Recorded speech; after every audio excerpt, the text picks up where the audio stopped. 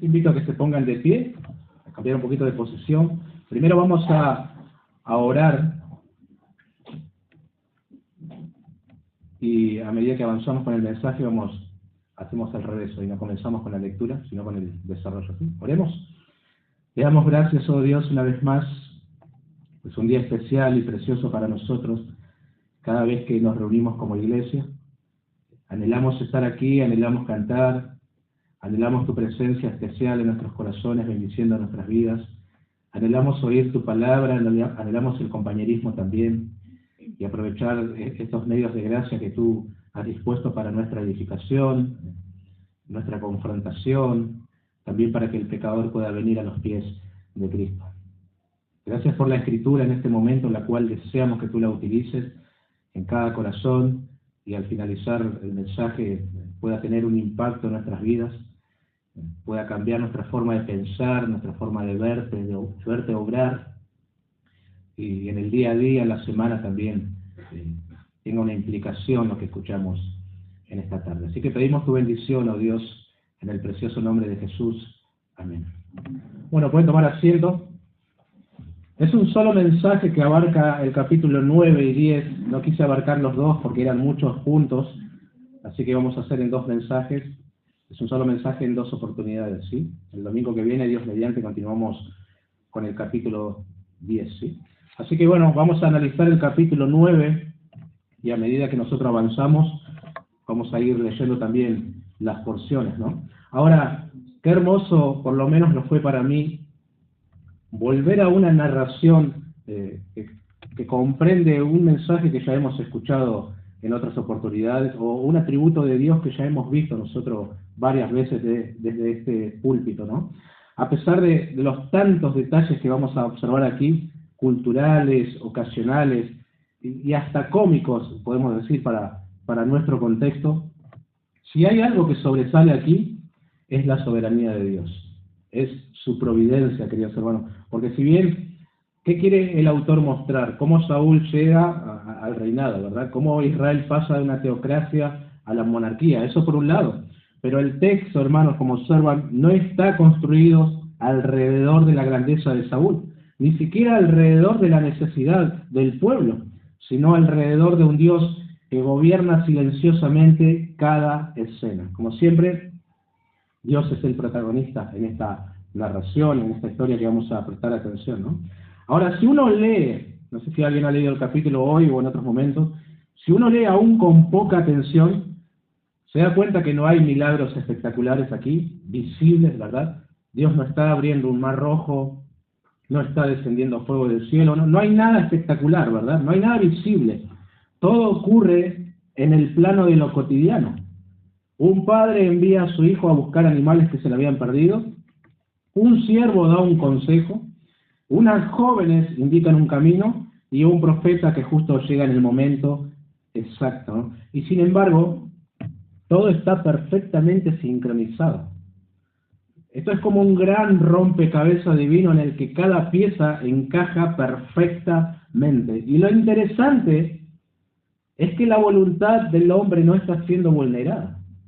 Nadie está siendo forzado a hacer algo. Y así funciona, hermanos, esa tensión entre soberanía divina y responsabilidad humana. Es Dios obrando de tal manera que, sin violentar las decisiones humanas, sin forzar mecánicamente los eventos, Él guía absolutamente todo hacia el cumplimiento de sus propósitos, ¿no? Y es precioso, hermanos, entenderlo, ¿no?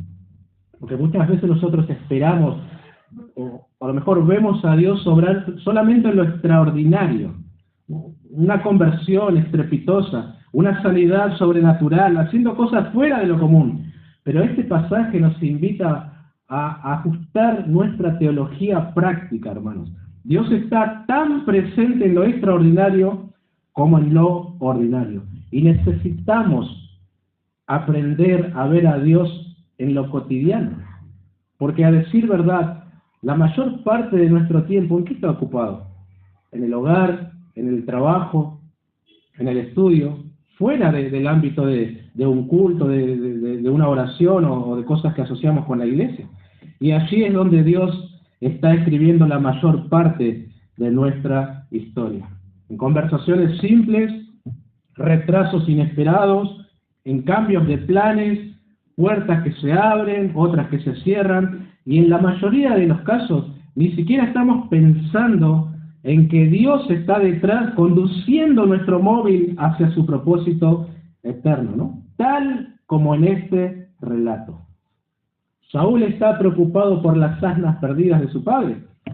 Dios está estableciendo un reino.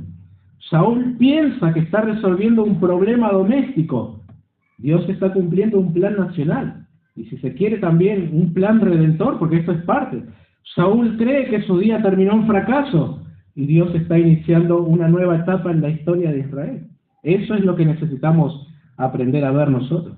Y muchas veces, como en la vida de Saúl, recién entendemos lo que Dios estaba haciendo cuando miramos hacia atrás. Pero pasajes como este, hermanos, histórico, pero a la vez ordinario, nos enseñan a discernir su mano no solo retrospectivamente, sino también en el presente. Quiera el Señor que el mensaje nos impacte, queridos hermanos.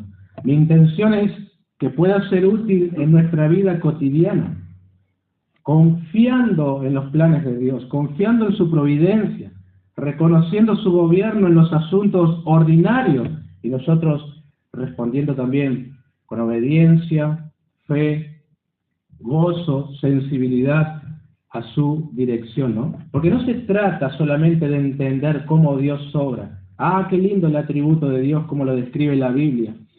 Se trata, hermanos, de alinearnos con esa obra, que tenga un impacto en nuestro andar diario, que no quede en nuestras mentes y que hagamos el esfuerzo en recordarlo, sino que baje en nuestro corazón y en nuestro trato cotidiano con las personas, en nuestro hogar, bueno, se puede haber reflejado en nuestras decisiones, ¿no? Así que con esto en mente, el texto nos introduce a una escena completamente común, casi insignificante a simple vista. He titulado La soberanía de Dios en la elección del rey, pero notarán ustedes que no hay señales de realeza en la narración, no hay expectativas de grandeza, no hay nada que indique que estamos ante el inicio de un cambio histórico. Y sin embargo, ahí comienza todo, ¿no? Así hace el Señor. Veamos en primer lugar la búsqueda que Dios usa. Capítulo 9, 1 Samuel, versículos 1 al 14. Había un varón de Benjamín, hombre valeroso, el cual se llamaba Cis, hijo de Adiel, hijo de Seror, hijo de Becorat, hijo de Afía, hijo de Benjamita. Y tenía él un hijo que se llamaba Saúl, joven y hermoso. Entre los hijos de Israel no había otro más hermoso que él. De hombros arriba sobrepasaba a cualquiera del pueblo. Y se habían perdido las asnas de Cis, padre de Saúl, por lo que dijo Cis a su hijo Saúl: toma ahora contigo a alguno de los criados y levántate y ve a buscar las asnas. Y él pasó el monte de Efraín y de allí a la tierra de Salisa y no las hallaron. Pasaron luego por la tierra de Saalín y tampoco. Después pasaron por la tierra de Benjamín y no las encontraron. Cuando vinieron a la tierra de Suf, Saúl dijo a su criado que tenía consigo: ven y volvámonos, porque quizá mi padre, abandonada la preocupación por las asnas, estará acongojado por nosotros. Él le respondió: he aquí ahora hay en esta ciudad un varón de Dios que es hombre insigne. Todo lo que él dice acontece sin falta. Vamos pues allá.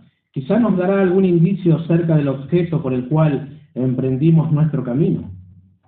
Respondió Saúl a su criado: vamos ahora, pero ¿qué llevaremos al varón? Porque el pan de nuestras alforjas se ha acabado y no tenemos qué ofrecer al varón de Dios. ¿Qué tenemos? Entonces volvió el criado a responder a Saúl diciendo: he aquí se halla en mi mano la cuarta parte de un siclo de plata. Esto daré al varón de Dios para que nos declare nuestro camino. Antiguamente en Israel, cualquiera que iba a consultar a Dios decía así: venid y vamos al vidente, porque al que hoy se llama profeta, entonces se le llamaba vidente. Dijo entonces Saúl a su criado: dices bien, anda, vamos. Y fueron a la ciudad donde estaba el varón de Dios. Y cuando subían por la cuesta de la ciudad, hallaron unas doncellas que salían por agua, a las cuales dijeron, ¿está en este lugar el vidente? Ellas respondiendo les dijeron, sí, helo allí delante de ti, date prisa, pues porque hoy ha venido a la ciudad en atención a que el pueblo tiene hoy un sacrificio en el lugar alto. Cuando entréis en la ciudad, le encontraréis luego, antes que suba al lugar alto a comer. Pues el pueblo no comerá hasta que él haya llegado, por cuanto él es el que bendice el sacrificio. Después de esto comen los convidados. Subid pues ahora, porque ahora le hallaréis. Ellos entonces subieron a la ciudad, y cuando estuvieron en medio de ella, he aquí Samuel venía hacia ellos para subir al lugar alto. Algunas cosas con respecto al candidato, hermanos, Saúl. Viene de una familia con riquezas e influencia. En cuanto a su padre Cis, la Reina Valera, nosotros acabamos de leer, dice que era un hombre valeroso. Otras traducciones prefieren un hombre poderoso e influyente, un hombre muy respetado. Por lo visto también tiene riqueza, tiene animales, tiene criados, eso habla un poco de su condición económica. Ahora, por supuesto, hermanos, era de esperarse. Un rey como las demás naciones no esperaría que lo fuera de una familia de jornaleros. Tenía que venir de una familia con poder e influencia, ¿verdad? Así es la norma del hombre, así es como piensa el hombre. Sin embargo, cuando Dios mismo ha de escoger un rey, lo hace de una familia pobre, humilde, y escoge al muchacho, ¿no?, en el cual menos pensarías que podría ser rey, que está trabajando así con las ovejas, hablando de David, ¿no? Si bien esta también es la elección de Dios, pero responde a la consecuencia de que Israel le había desechado como rey, ¿no? Saúl también es joven y hermoso. E interesante el detalle, entre los hijos de Israel no había otro más hermoso que él. De hombros arriba sobrepasaba a cualquiera del pueblo. ¿Qué quiere decir esto, no? Bueno, es una forma hebrea de enfatizar por lo menos tres cosas, ¿no?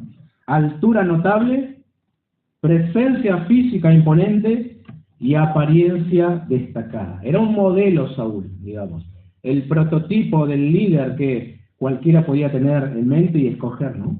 Ahora, hermanos, ¿por qué? Esto es lo que nos importa. ¿Por qué el autor quiere hablar, destacar la apariencia física de Saúl, su trasfondo familiar y estatus social? ¿A quién le importa eso? Pero hay una razón. Responde al criterio humano de liderazgo. El pueblo quería un rey como las demás naciones, ¿recuerdan? Y en ese contexto la apariencia física era clave. Saúl encaja perfectamente en ese ideal. ¿Cómo nos puede suceder a nosotros en diferentes ocasiones? No es lo mismo que venga un pastor de Estados Unidos a Europa a que venga de un barrio por aquí, ¿verdad? Automáticamente nos queremos poner debajo de sus alas. Es rubio, alto, tiene ojos claros. Económicamente está por encima de nosotros, culturalmente también, institucionalmente, en todo nos sobrepasa, nos ponemos debajo de sus alas. Pero si viene otro, a lo mejor medio morochito, y bueno, se tiene que pagar derecho de piso, vamos a decir nosotros, ¿no? Ahora, el desarrollo del libro va a mostrar que la verdadera cualidad del liderazgo no está en la estatura física ni lo que se ve externamente, sino en el corazón, ¿no? A partir del versículo 3 comienza a darse una serie de acontecimientos que nosotros podríamos llamar casuales, ¿no? Aunque no lo son en absoluto. Las asnas de Cis se pierden, Saúl es enviado a buscarlas, recorre la región montañosa de Efraín, pasa por la tierra de Salisa, luego por Salín, no las encuentra. Todo parece un recorrido infructuoso, ¿no? Es un ir y venir sin resultados. Humanamente hablando, es una pérdida de tiempo. Pero aquí, el lector es donde debe empezar a ver lo que Saúl todavía no ve. Cada paso, cada desvío, cada fracaso en la búsqueda lo está llevando exactamente hacia el lugar donde Dios quiere. Vi una imagen en la web allí del recorrido que estaba haciendo Saúl. Desde mi posición hizo algo parecido a un barrilete, así, y luego subió otra vez y terminó donde Samuel, ¿no? Ahora, cuando Saúl ya está por regresar, porque está preocupado por la preocupación de su padre, es su siervo quien introduce un nuevo elemento. He aquí ahora hay en esta ciudad un varón de Dios que es hombre insigne. Todo lo que él dice, acontece, dice el versículo 6. Es decir, no fue idea de Saúl esto, hermanos. Y la narración deja entrever algo que a primera vista nos puede sorprender. Todo parece indicar que Saúl no conoce a Samuel. Luego vamos a confirmar esto con la lectura más adelante, pero esto llama mucho la atención, hermanos. Estamos hablando de Samuel. No es un personaje menor en la historia de Israel. Él es profeta, él es juez, la figura espiritual más relevante en Israel en ese momento. Es quien ha estado liderando a Israel por años. Y Saúl no le conoce. Él habla de parte de Dios, él intercede, él es quien instruye. Sin embargo, Saúl no lo tiene en su radar.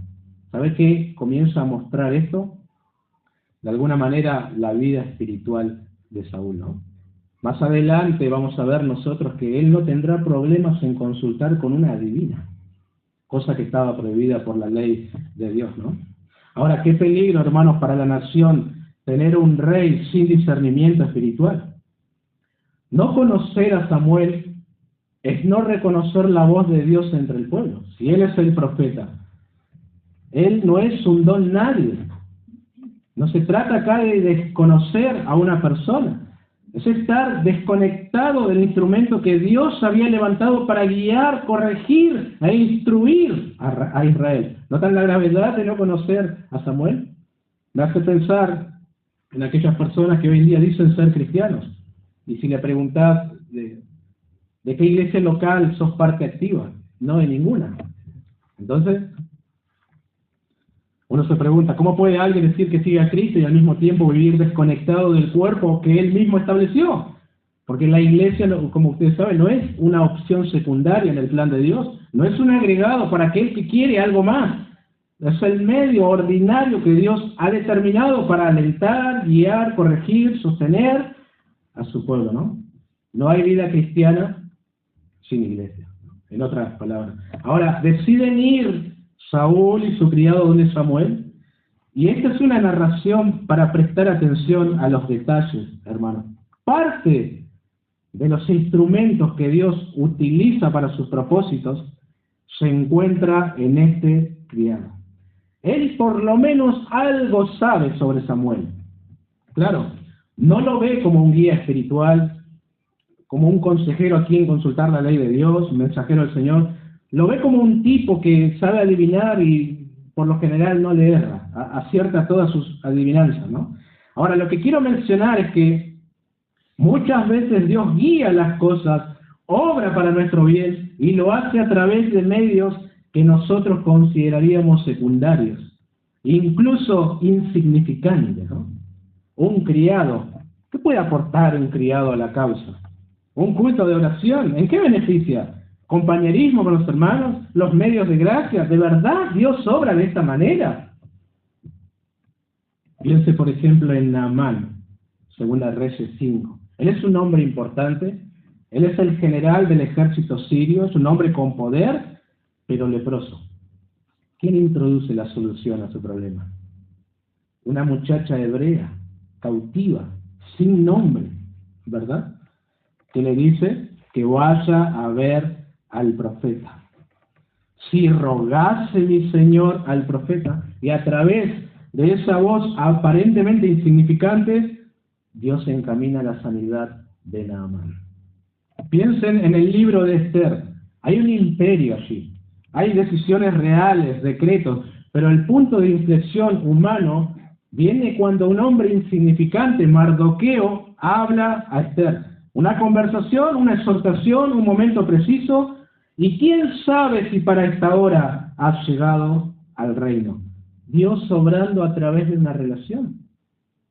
Si no estoy mal, es tío y sobrina, nada más. Una voz oportuna, ¿no? Incluso el ministerio de Jesucristo, cuando en Juan capítulo 6 aparece un muchacho con 5 panes y 2 pececillos. ¿Qué puede hacer? Él no es un discípulo destacado, él no es parte del círculo íntimo de Jesús, pero lo que tiene en las manos de Cristo se convierte en algo que Dios puede utilizar y proveer para miles, ¿no? Esto nos llama, queridos hermanos, primeramente a la humildad, ¿no? Porque a veces nosotros pensamos que Dios solamente habla o utiliza a través de los principales, vamos a decir, los visibles, los que tienen roles definidos. Pero aquí vemos que Dios puede utilizar a cualquiera que Él quiera. Un criado. En el momento que Él determine, ¿no? Nos llama a estar atentos. La dirección de Dios puede venir a través de una conversación sencilla, un consejo oportuno de alguien que en nuestra percepción no tiene un rol protagónico. Hay que valorar, queridos hermanos, los medios ordinarios y estar atentos, ¿no? En el caso de Saúl, la voz que lo encaminó hacia el propósito de Dios fue la de su criado. ¿Quién lo hubiera pensado, no? Así obra la providencia, hermanos queridos. No solo en los grandes eventos, sino en los detalles, en las voces, en los encuentros aparentemente simples. Ahora, no quiero que me malinterpreten con esto que estoy diciendo, ¿no? Porque puede prestarse a eso. No estoy queriendo decir que cada suceso de nuestra vida tiene un fuerte significado para Dios, ¿no? Hay algo espiritual detrás de eso, tranquilo. Tampoco vayas a comprar pan esperando que pasen cosas extraordinarias en el camino, ¿no? O que Dios te hable por la almacenera, ¿no? Y cosas así. El punto es que aprendamos a vivir con la convicción de que Dios está obrando, aun cuando no lo percibimos. No tenemos que volvernos místicos. ¿Qué me dijo la almacenera? Ese fue el Señor. No. Pero sí confiados, queridos hermanos, de que Dios tiene cuidado sobre todas las cosas. Ahora, muy interesante, hermanos, también que al llegar a la ciudad en búsqueda de Samuel, se encontraron con unas jovencitas que salen a sacar agua. Otra coincidencia, vamos a decir, ¿no? Ellas indican que suban porque justamente ese día Samuel ha llegado para ofrecer sacrificio. Si hubieran llegado antes, no lo encontraban. Si hubieran llegado después, lo perdían. Pero llegan exactamente en el momento señalado, ¿no? Tal como, ¿recuerdan? El mayordomo de Abraham que fue a buscar esposa para su hija Isaac. Él iba orando en el camino y pedía una serie de acontecimientos, que pase esto, que traiga agua, y así sucedió exactamente, ¿no? Así obra la providencia de Dios. Como en otras ocasiones, Warren Wiersbe toma, el comentarista, con humor este encuentro de Saúl, su criado, con las jovencitas, ¿no? Él dice, al preguntarle a las chicas si el vidente estaba allí, se les dio una respuesta larga y detallada. Quizás las criadas judías estaban felices de charlar con un extraño alto y guapo. Claro, a lo mejor iba yo y me anda para allá, feo, ¿qué querés? Dale. Pero como es Saúl, es un hombre alto, es lindo, comienzan a dar aportes y aportes. Apurate, vino a la ciudad, hay un sacrificio, va a comer, Él bendice los alimentos, subí. Para un poco. Solo faltaba que le dijera, hola, perdido. Y ya iban por de él. Ahora, otra vez, más allá del humor, vemos que para Dios, hermanos, no hay casualidades, coincidencias ni azar. Es su providencia guiando cada detalle hacia el cumplimiento de su propósito, ¿no? Es un comentarista, un poco de contexto bíblico, el encuentro de dos presos en una cárcel egipcia es un eslabón vital en la cadena de acontecimientos que convierte a José en gobernador de Egipto. Una joven que viene a bañarse en el río guarda la vida de Moisés y asegura la huida de los israelitas. Tremendo. La consideración de un padre por la comodidad de sus hijos en el ejército pone a David en contacto con Goliat y prepara el camino para su ascenso al trono. La belleza de una chica hebrea que fascina a un rey persa salva a toda la raza hebrea de la masacre y el exterminio. Hablando de Esther, ¿no? Y lo mismo ocurre en este pasaje. Así funciona el decreto divino y la libertad humana. Y por supuesto, hermanos, esto tiene un impacto en nuestras vidas, o por lo menos debería tenerlo en los asuntos prácticos. Decía el mismo autor, En todos los rasgos de la vida, los hombres están sujetos a estas incomodidades. Y es un hombre feliz quien no se inquieta por ellas, sino que mantiene su temperamento tranquilo a pesar de todas las preocupaciones. Especialmente es un hombre feliz el que conserva su calma bajo la convicción de que la cosa está señalada por Dios y que aquel que dispuso la pérdida de las asnas de Cis a tan altos acontecimientos en la historia de su hijo es capaz de ordenar todos sus problemas y preocupaciones de tal manera que se encuentren favorables para su más alto bien. Bueno, esto es teología práctica, ¿verdad? Aplicar la Escritura a nuestros asuntos diarios, ¿no? Por eso digo, hermanos, no subestimemos los momentos cotidianos, ¿no? Lo ordinario. Es cierto, no vamos a caer en el misticismo y empezar a ver cosas que no hay, pero tampoco lo subestimemos. Dios puede estar guiando tu vida en cosas que parecen triviales. La voluntad de Dios no siempre llega en momentos espectaculares, sino en procesos, conversaciones y lo ordinario. A mí me gusta hablar, lo notarán, de la reunión de oración, porque allí veo varios elementos ordinarios que Dios utiliza en la vida de los santos, ¿verdad? Un grupo de hombres y mujeres de diferentes edades cantando, luego estudiando la palabra de Dios, finalmente escuchando los agradecimientos, las necesidades que se presentan, orar y antes de despedirnos, tener conversaciones que también conducen, revelan la voluntad de Dios y nos alientan. Detrás de esas aparentes insignificancias está Dios obrando en la vida de su pueblo, animando a los creyentes, animando a sus hijos, señalando también cuál es su voluntad. A veces, como Saúl, ni nos damos cuenta de lo que Dios está haciendo. Es algo tan común, cosa de siempre, es parte de nuestro ADN, entonces perdemos sensibilidad a su voz. Pero no ignoremos, queridos hermanos, la providencia de Dios detrás de los asuntos ordinarios de nuestra vida, ¿no? Él obra de esa manera. No todo tiene que ser, a ver qué dice el texto. Dios se vale de otros medios también para tratar con nosotros, ¿no? Segundo lugar, la revelación ahora del plan divino, versículo 15 al 21. Y un día antes que Saúl viniese, Jehová había revelado al oído de Samuel diciendo: mañana a esta misma hora yo enviaré a ti un varón de la tierra de Benjamín, al cual ungirás por príncipe sobre mi pueblo Israel, y salvará a mi pueblo de mano de los filisteos, porque yo he mirado a mi pueblo por cuanto su clamor ha llegado hasta mí. Y luego que Samuel vio a Saúl, Jehová le dijo: he aquí, este es el varón del cual te hablé, este gobernará mi pueblo. Acercándose pues Saúl a Samuel en medio de la puerta, le dijo: te ruego que me enseñes dónde está la casa del vidente.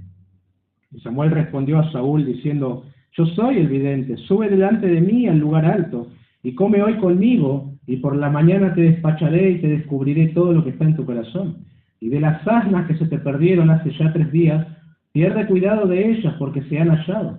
Mas, ¿para quién es todo lo que hay de codiciable en Israel, sino para ti y para toda la casa de tu padre? Saúl respondió y dijo: ¿no soy yo hijo de Benjamín, de la más pequeña de las tribus de Israel?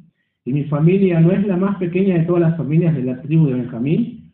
¿Por qué, pues, me has dicho cosa semejante?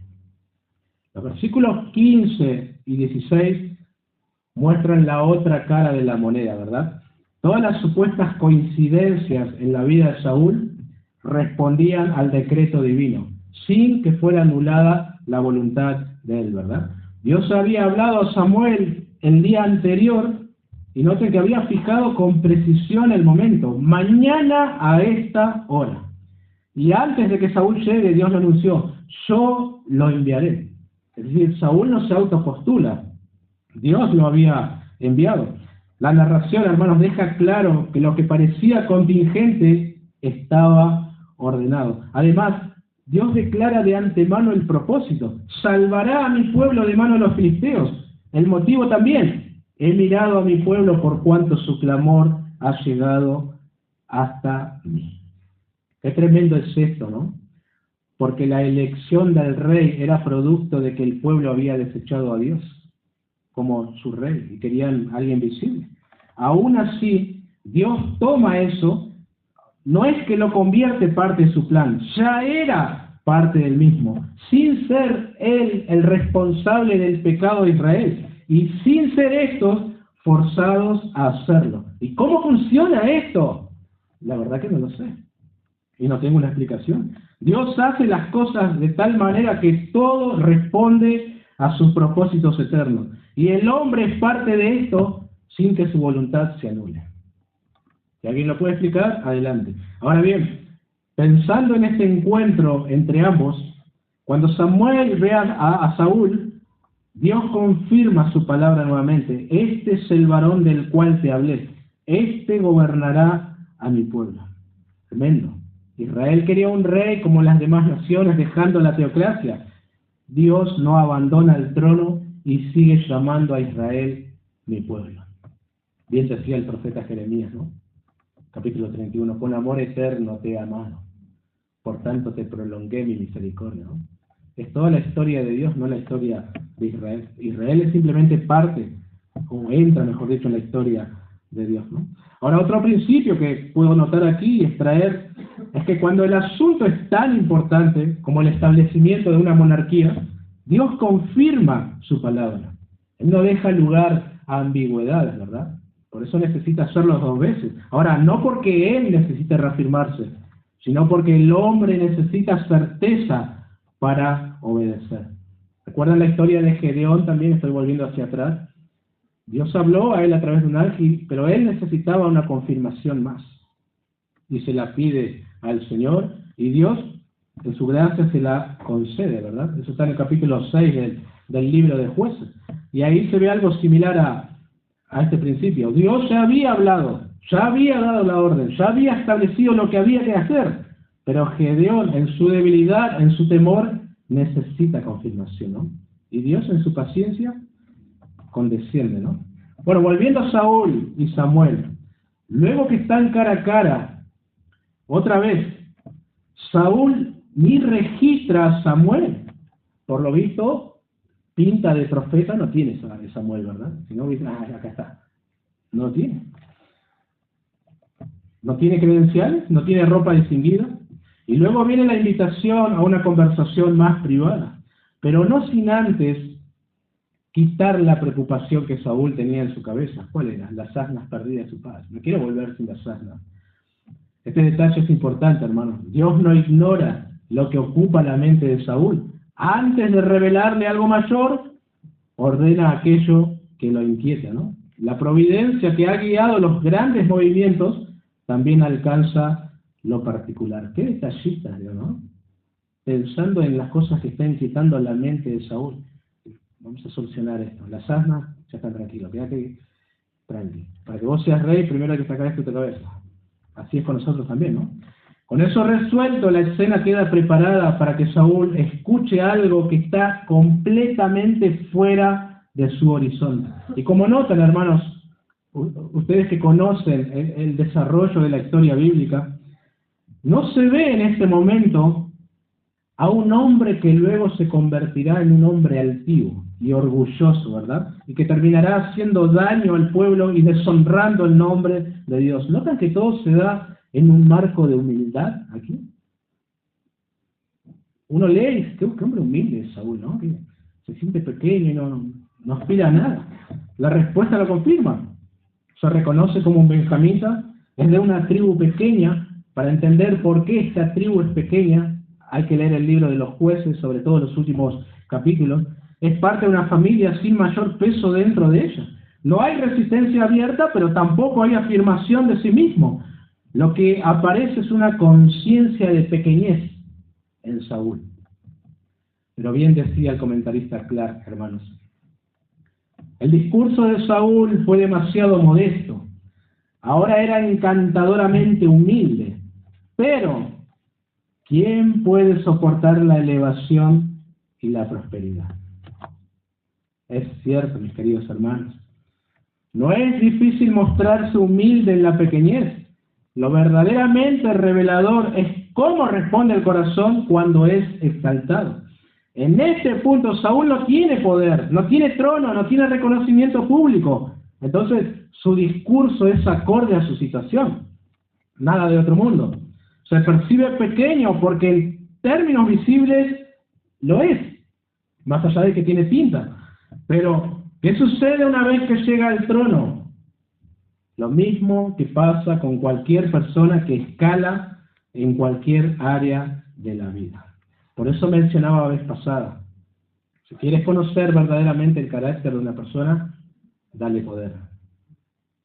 Levántalo. Vamos a ver cómo es, ¿eh?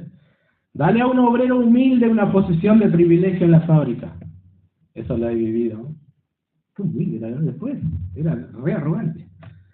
Dale a alguien que siempre fue uno más autoridad sobre otros. Dale reconocimiento, influencia, capacidad de decidir. Y entonces vas a ver no lo que aparenta ser, sino lo que realmente es. El poder tiene esa capacidad de revelar el verdadero carácter. Así es, queridos hermanos.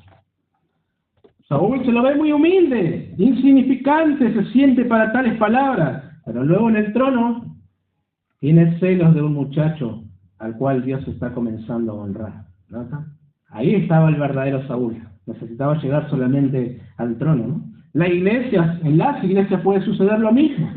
Dale el púlpito a un hermano, dale un ministerio a una hermana, un lugar de servicio. Pronto se convertirá en su identidad y empoderada comenzará a mirar a otros como si de hombros arriba sobrepasare a cualquiera. Hay que tener cuidado, ¿no? Siempre digo, los ministerios, los oficios, no son lugares de poder, son lugares de servicio. Dios coloca a determinadas personas allí para servir a otros, ¿no? No para mandar. Pero aún falta para eso, hermanos. Hasta este momento tenemos a un joven que en humildad va recibiendo las bendiciones que el Señor tiene para él. En tercer y último lugar, la confirmación privada del llamamiento. Versículo 22 hasta el 10:1. Entonces Samuel tomó a Saúl y a su criado, los introdujo a la sala y les dio lugar a la cabecera de los convidados, que eran unos 30 hombres. Y dijo Samuel al cocinero: trae acá la porción que te di, la cual te dije que guardases aparte. Entonces alzó el cocinero una espaldilla con lo que estaba sobre ella y la puso delante de Saúl. Y Samuel dijo: he aquí lo que estaba reservado, ponlo delante de ti y come, porque para esta ocasión se te guardó. Cuando dije, yo he convidado al pueblo. Gramaticalmente hay cosas que no están bien aquí. Y Saúl comió aquel día con Samuel. Y cuando hubieron descendido del lugar alto a la ciudad, él habló con Saúl en el terrado. Al otro día madrugaron y al despuntar el alba, Samuel llamó a Saúl, que estaba en el terrado, y dijo: levántate para que te despida. Luego se levantó Saúl y salieron ambos, él y Samuel. Y descendiendo ellos al extremo de la ciudad, dijo Samuel a Saúl: di al criado que se adelante. Y se adelantó el criado. Mas espera tú un poco para que te declare la palabra de Dios. Tomando entonces Samuel una redoma de aceite, la derramó sobre su cabeza y lo besó y le dijo: ¿no te ha ungido Jehová por príncipe sobre su pueblo Israel? Hasta allí nomás la lectura, ¿no? Samuel honra a Saúl colocándolo en un lugar principal. Hay muchas personas aquí reunidas, y le da una porción especial también. Me hizo pensar en José cuando daba una porción especial al hermano Benjamín el menor, ¿no? ¿Qué está haciendo aquí Samuel? Anticipando públicamente lo que aún es privado. Ahora no sabemos qué fue lo que hablaron en el terrado, ¿no? Tampoco hay que empezar a especular si le dijo esto o aquello. Probablemente, digo yo, Samuel comenzó a preparar a Saúl para lo que estaba por venir. Claro, nosotros con el diario del lunes, como quien dice, ¿no? Vemos que tales palabras prontamente fueron olvidadas por este humilde buscador de asnas cuando llega al trono, ¿no? Ahora, es un buen principio este, hermanos. También vemos en otros personajes bíblicos. Antes de un ministerio público, Dios trata con él en privado. Piensen en Moisés. Antes de presentarse ante el faraón y todas las cosas que ya conocemos, Pasó años en el desierto de Madián, en lo oculto. Dios trató con su carácter, quebró su autosuficiencia, lo formó lejos de la mirada pública. Y el llamado que él recibe en la zarza no ocurre dentro del palacio, ¿verdad? Sino allí en el desierto. Piensen también en David. Antes de ser el rey que conocemos, un hombre conforme al corazón de Dios, fue un pastorcito de ovejas. Nadie lo veía, nadie lo aplaudía, pero allí aprendió a depender de Dios. Aprendió a enfrentar peligros, a confiar. Su vida pública fue el resultado de una formación privada. Piensen en Elías. Antes de confrontar a Acab, Dios lo envía al arroyo Querit, alimentado por un cuervo, ¿verdad? Y allí anda en la soledad. Pasa por el desierto y es sostenido de manera providencial. Entonces, antes de exponerse, Dios lo aparta. Y de manera suprema, piensen en Jesucristo. Su ministerio no comienza hasta los 30 años. Él pasa también por el desierto, pasa en ayuno, es probado y no inicia su obra sin ese tiempo previo de preparación, ¿no? Dios no lanza, hermanos, a alguien al ministerio público sin haber tratado primero con él en lo privado, ¿no? Y eso parece estar reflejando aquí lo que Samuel hace con Saúl. Bueno, finalmente Saúl fue ungido como rey, aunque todavía de manera privada. Pero eso veremos con más detalles, Dios mediante, el próximo domingo, ¿no? Déjenme terminar tratando de aplicar un poco más el mensaje teológico a nuestras vidas, ¿no? Tengo una sola aplicación, un solo punto, ¿sí? De lo extraordinario a lo ordinario. Nosotros aguardamos la esperanza bienaventurada y la manifestación gloriosa de nuestro gran Dios y Salvador Jesucristo, ¿no? Tito capítulo 2, versículo 13. Evento glorioso. Cristo viniendo, nosotros siendo arrebatados en las nubes. Esperamos eso, queridos hermanos. Pero la iglesia no puede vivir esperando únicamente momentos extraordinarios para reconocer la acción de Dios. Como dije, la mayor parte de nuestra vida transcurre en lo ordinario. En casa, en el hogar, trabajo, familia, decisiones comunes. Y una iglesia madura aprende a vivir con la convicción de que Dios gobierna también esos espacios. Yo me he dado cuenta que a muchos creyentes les cuesta horrores, digo horrores, desarrollar una vida cristiana tranquila, gozosa, descansando en un Dios soberano y cuya providencia coopera para nuestro bien. Les cuesta. Es como que no pueden ver a Dios detrás y piensan que Él está solo en los momentos que asisten a la iglesia. Ah, por fin un poco de paz. Sin embargo, el mismo Dios que abrió el Mar Rojo en dos, que hizo descender fuego del cielo, y que preordenó estos incidentes en la vida de Saúl, es el mismo Dios que vela por nosotros cuando salimos a trabajar, cuando estamos en el bullicio del living, cuando tomamos decisiones simples, cuando enfrentamos un día más que a nuestros ojos no tiene nada de extraordinario. Ese, hermanos, es el punto que hay que volver a recuperar en nuestra vida cristiana. El gobierno de Dios es constante. El que comenzó en vosotros la buena obra, esa es la parte extraordinaria, la salvación, lo escandaloso, vamos a decir. La perfeccionará hasta el día de Jesucristo. Y allí entran los eventos ordinarios, donde Dios trabaja en nosotros. Por eso estamos ansiosos. En algunos casos eso nos enferma, descontentos, quejosos. Pensamos que necesitamos algo más. A lo mejor añadir 2 o 3 cultos más en la semana, una nueva experiencia espiritual que me desborde, o quizás lo que estoy necesitando es cambiar de iglesia. Y todo es porque no aprendemos a ver a Dios obrar en lo cotidiano.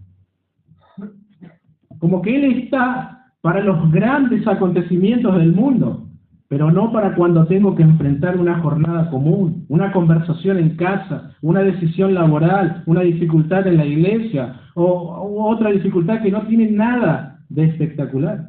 Y ahí está el problema. Hemos fragmentado la vida, digo yo, hermanos, como si hubiera momentos espirituales donde Dios está presente y momentos neutrales donde simplemente nos arreglamos solos. Ese no es el Dios de la Escritura.